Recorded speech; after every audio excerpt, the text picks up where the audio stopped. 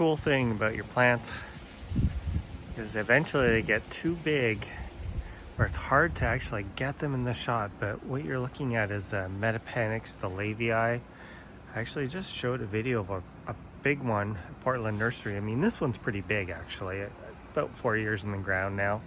Started out as just a small thing, you know, maybe 18 inches high. And just a really cool kind of broadleaf evergreen. Mine's looking a little worse for wear.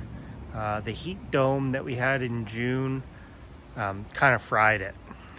This is now, well, this faces west and southwest, and you know, I had some trees that are no longer there, so got exposed to a lot more sun this year, and then 115 degrees doesn't help. But it is really starting to take off. Hopefully we don't have another heat dome like we did this year.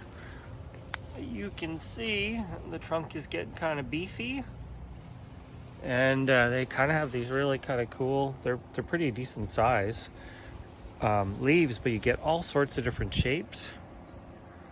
Some are 3, some are single, some are kind of like mitts.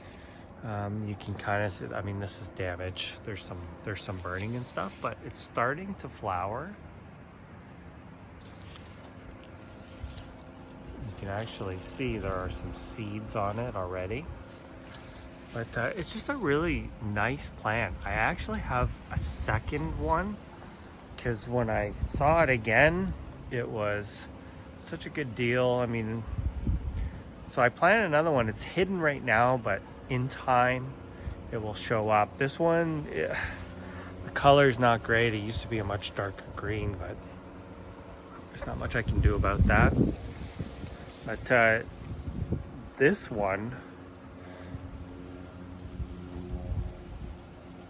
I'd say it's about 7 feet wide and at least 8 feet tall now, maybe more. It would have been higher if we didn't just have that such extreme heat. I would say that these definitely not full sun. I would put them in part sun to part shade. I think that's where they would look best. I actually kind of think part shade would look best, and when I first planted this, it was in part shade, but you know, things happen.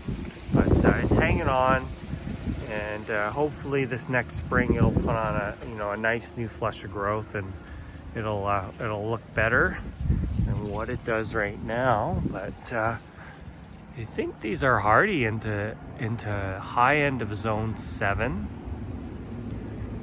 Let's see. And they just kind of get these white flowers. They're related to like Batsias.